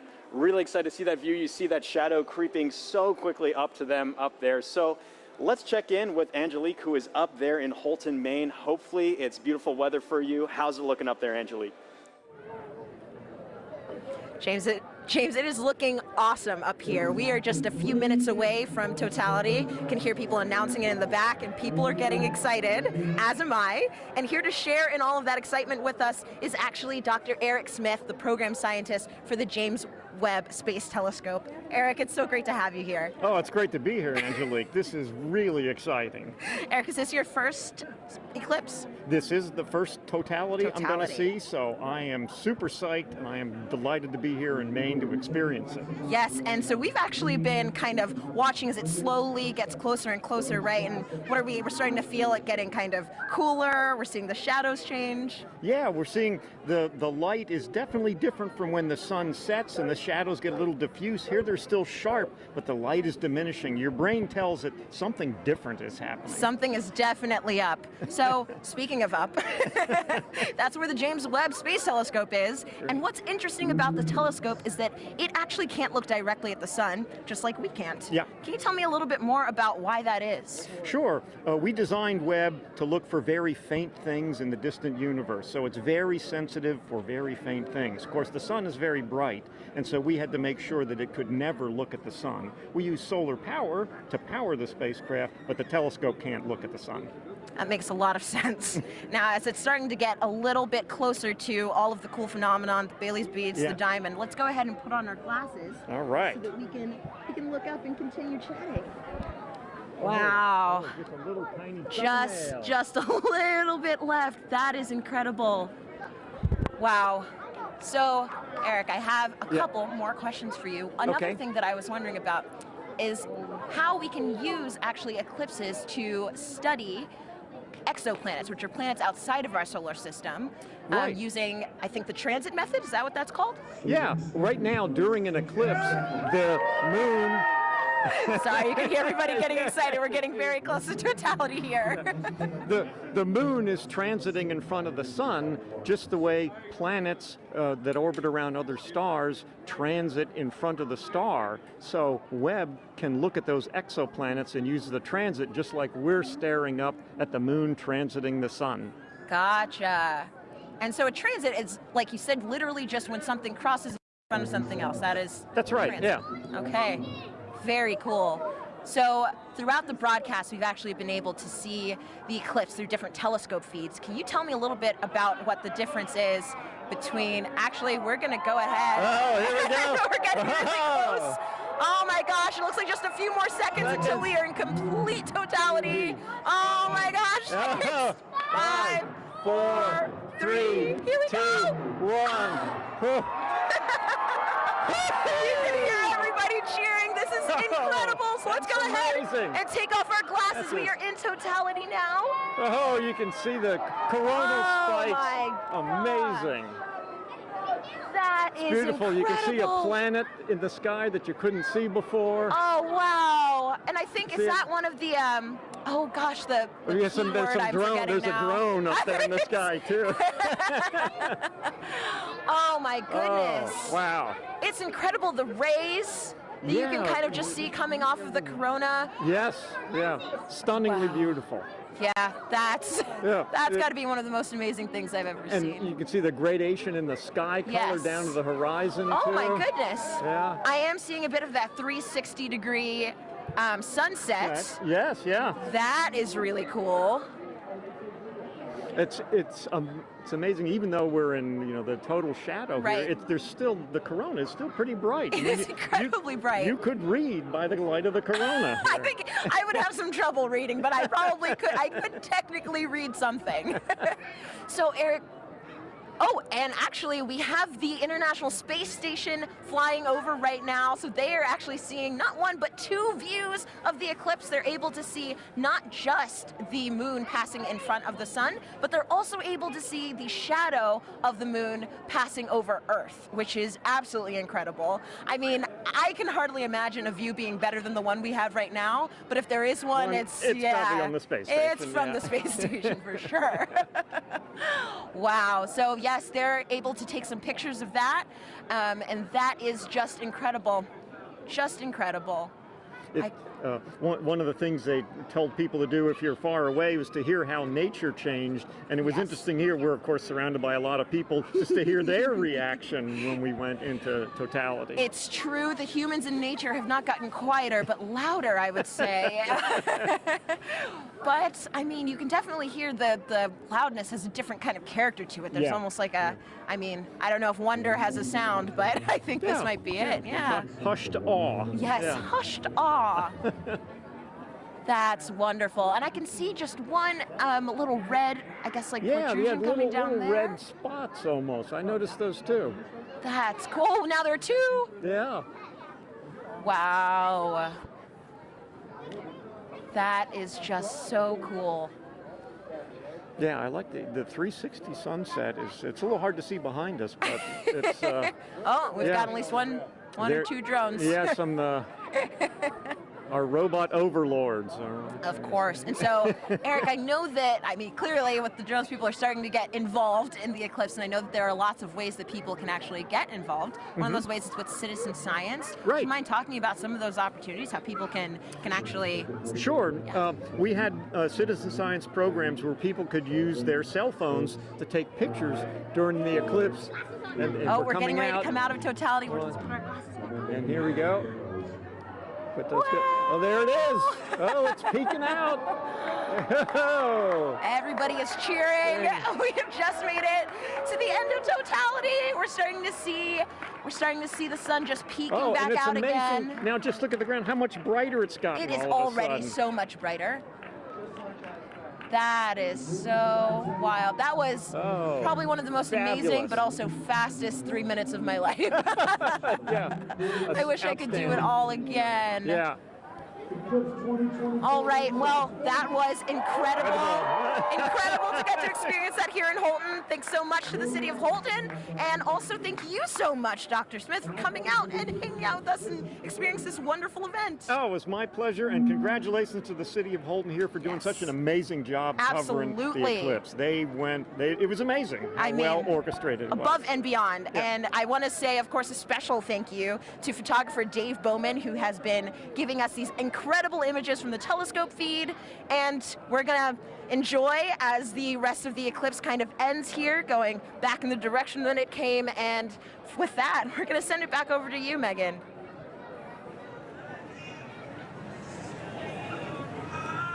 Alrighty, thanks, Angelique.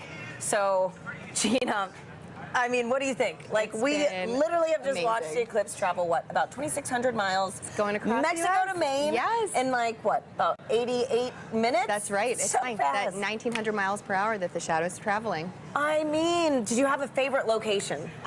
For me, I think between Russellville and Dallas, just getting to hear some of my colleagues and their excitement too, it was amazing. Oh my goodness, yeah, no. So, I don't know, I have to be a little bit biased. We did have some cloud cover here, we did. But to see it with your real eyes was just... And we had that moment, which was We did, right? yes. It was amazing. And so it's really cool too, just to think about how millions of us now have this shared moment of what could be a once-in-a-lifetime event. It's true. And so, folks, we have time for some more questions from our viewers. And again, we have another great question from Mackenzie, who's in the 3rd grade. Okay. Let's roll it now.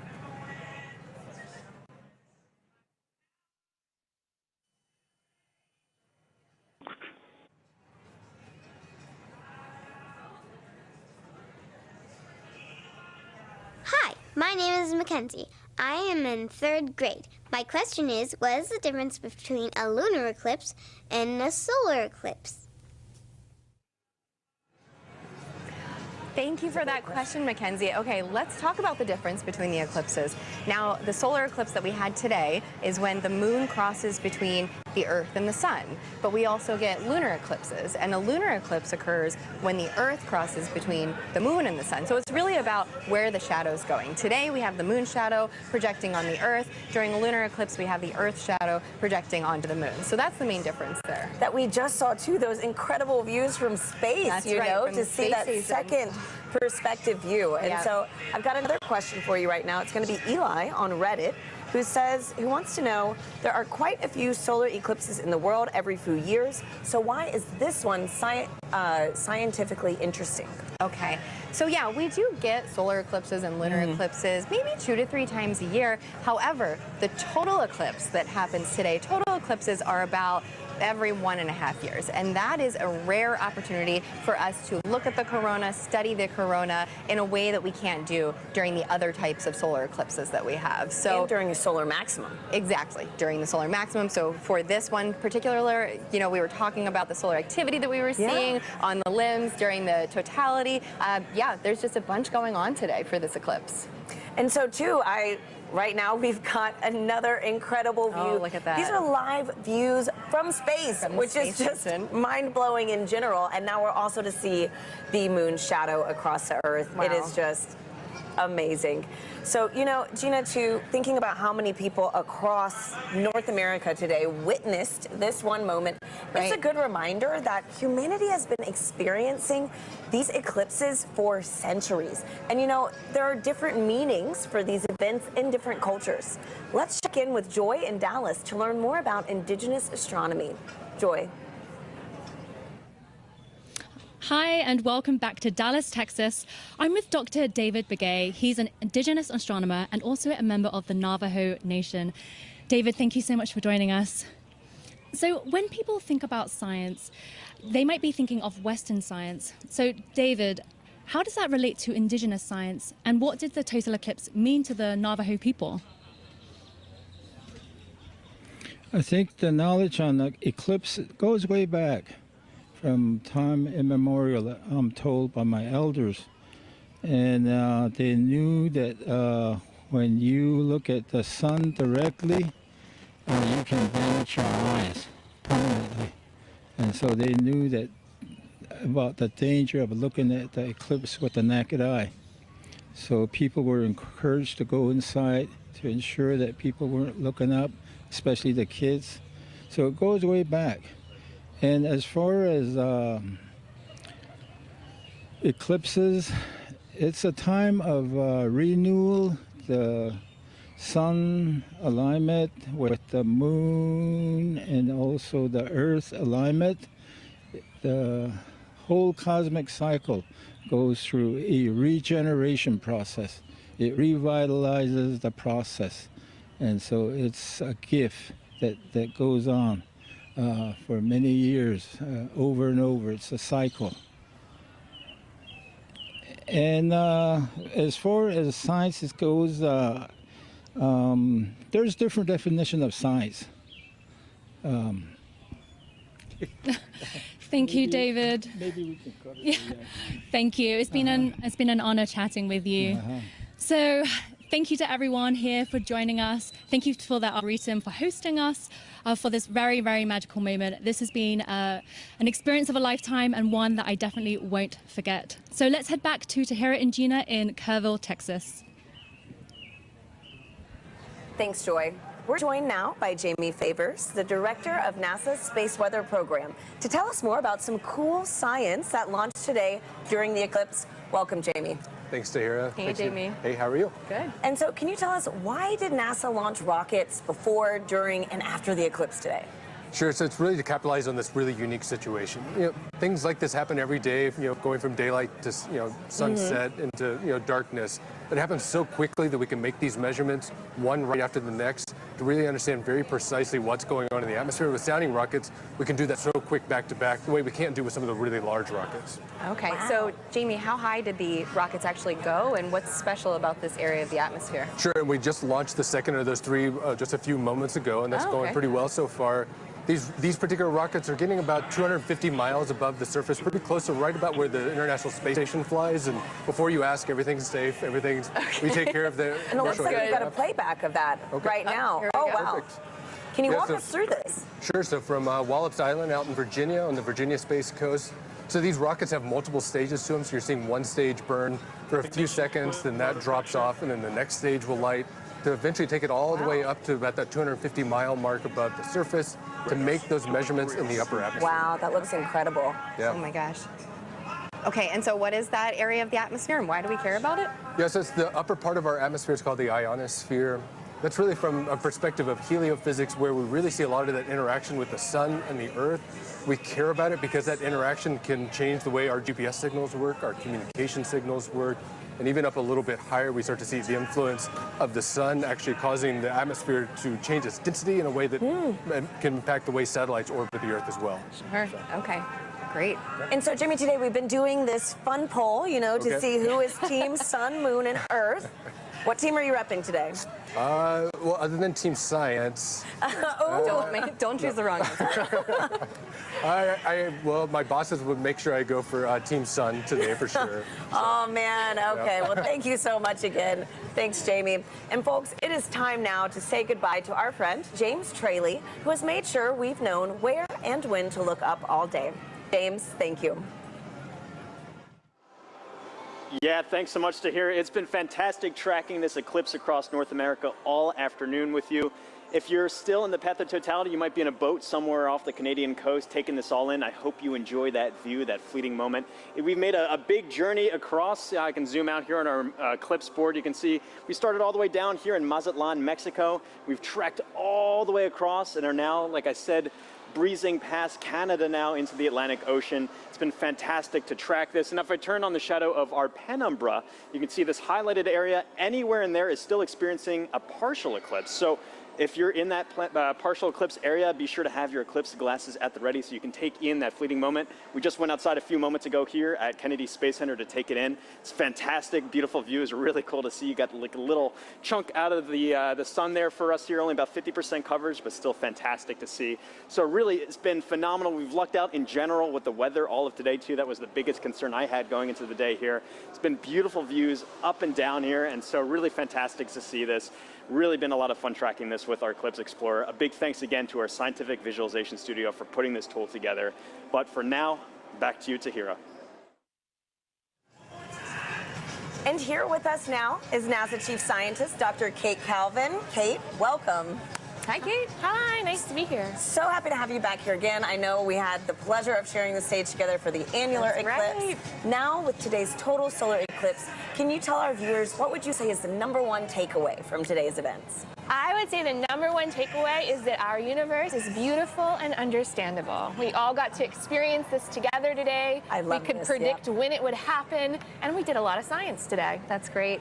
So speaking of the science that was conducted, how does that fold into kind of the greater science that we're doing with NASA in the future? Yeah, so we did a lot of science today, and a lot of it really complements science that we do all of the time. So one of the things we were really looking at today was the corona. The moon blocked out the sun so that we could see that part of the sun's atmosphere.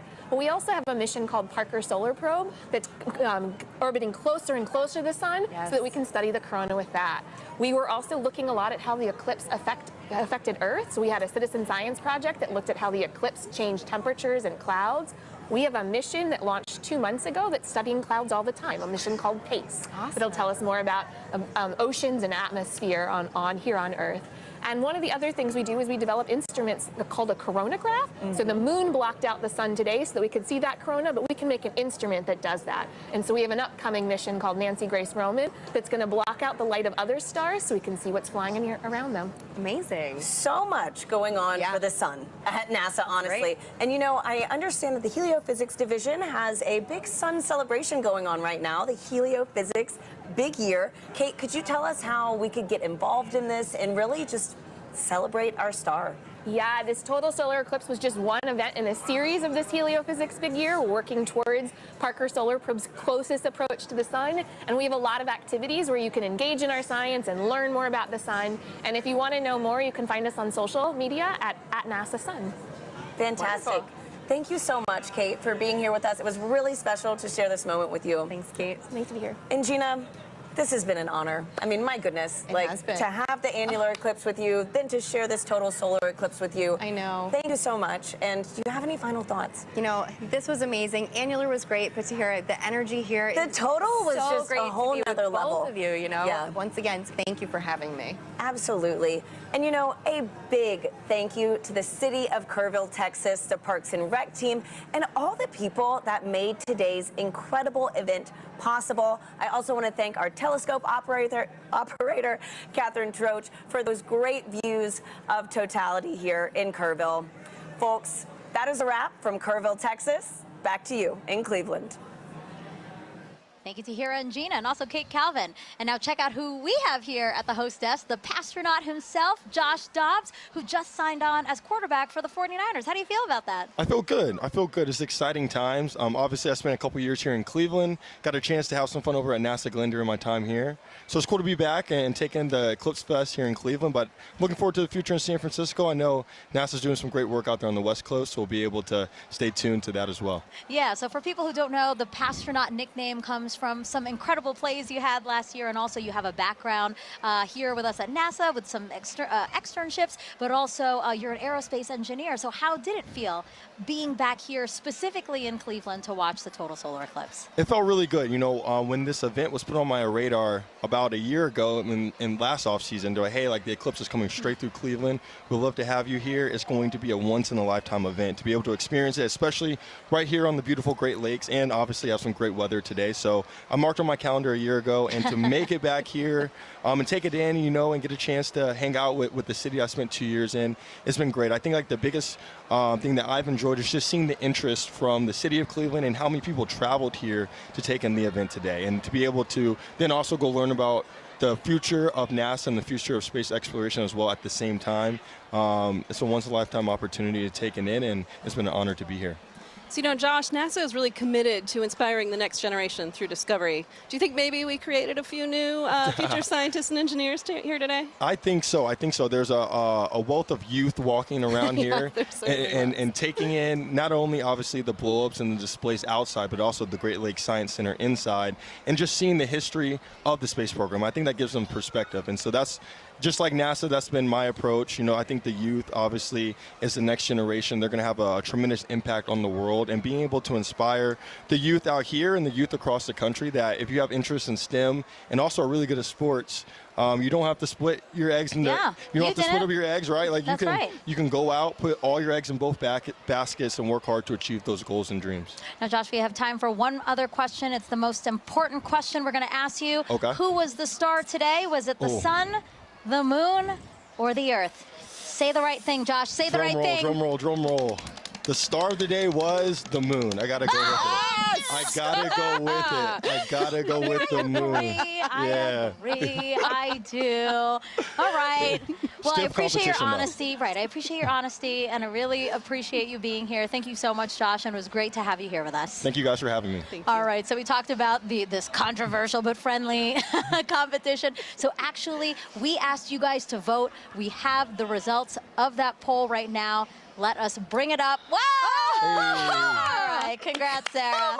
Come on. Congrats. Thank you. Team Earth, Thank 26%. Team Sun, 26% as well. But Team Moon, 48%. Congrats, Team Moon. Go today. Team Moon. All right, again, thank you to everyone who participated. We were the real winners of today, though, those who got a show. But we're going to send it back over to Indianapolis for another really important interview. Thanks, Megan. We are back here in Indianapolis. It has been an incredible day, and it is not over yet. With me, I have Jake Bleacher, the Chief Exploration Scientist for NASA. Jake, welcome. I could not be happier to be How was that eclipse for you, really quickly? That was amazing. It's getting warm again. I still have my fleece on from when we were in totality.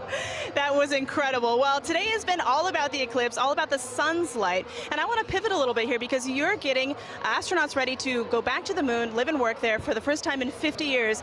How the sunlight shines on the moon also very crucial to what we're trying to do there?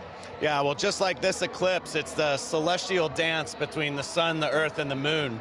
And when we go to the moon, we'll actually have instances of eclipses where the Earth will eclipse the sun. Wow. So it's something to think about. But we're really interested in the lighting in the South Pole. Our Artemis 3 mission will land astronauts at the South Pole.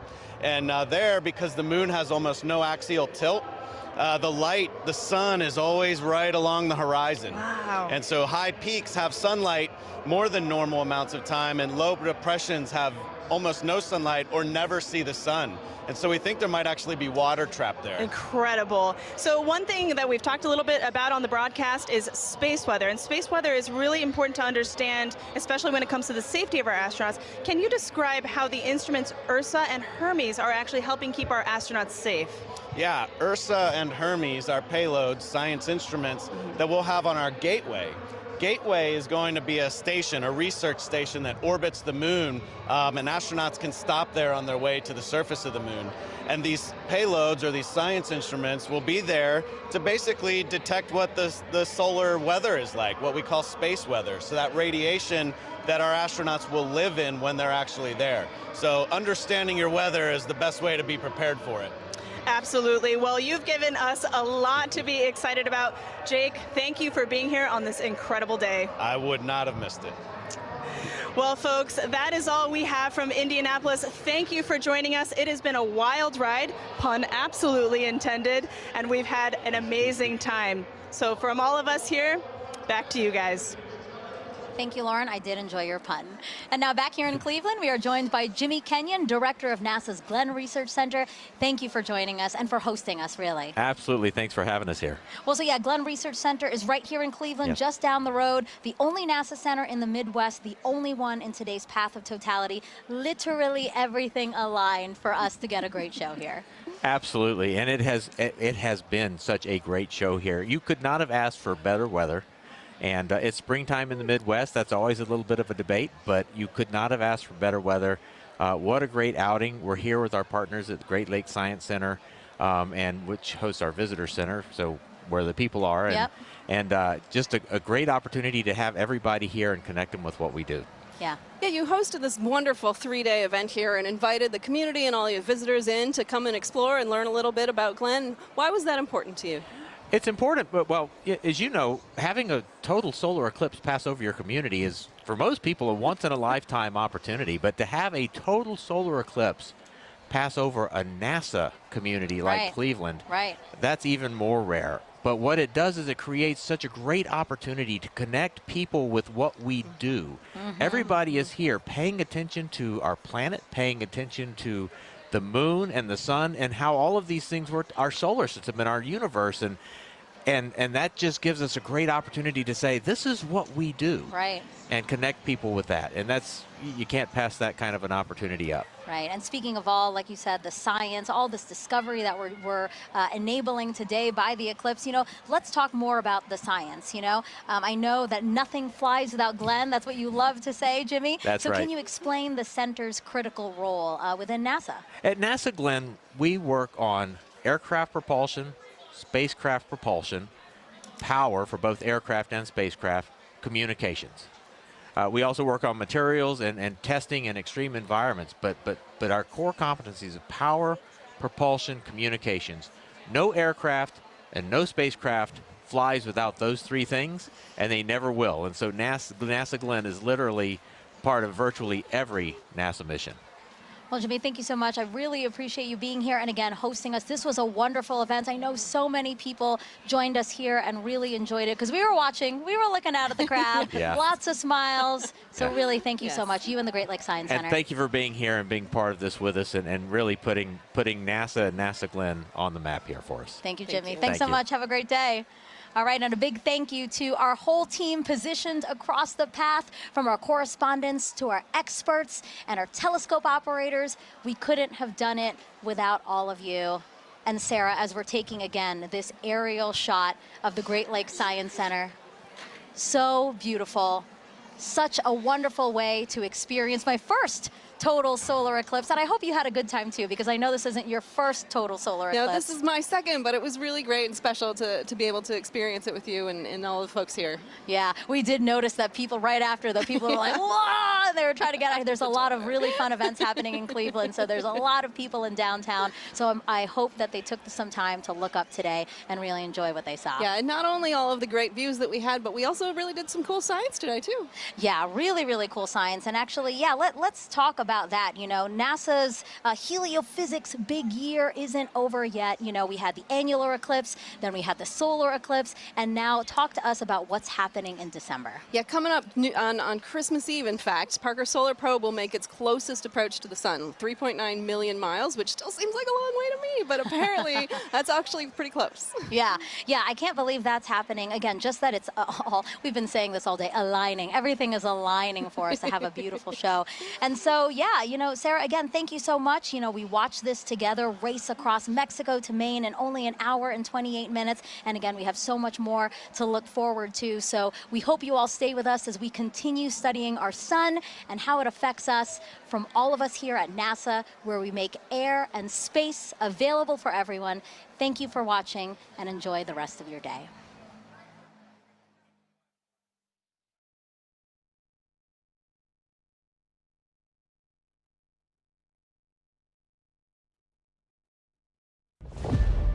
We are one of 100 billion stars in a vast galaxy, but for all of human culture on Earth, one sun that nourishes us all. That is what stirs humankind. That's what unites us.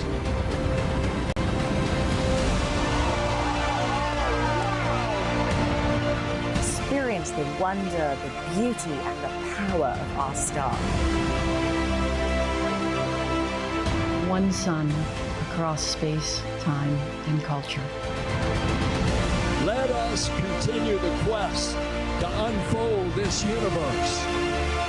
And let us continue to find unity in our discovery.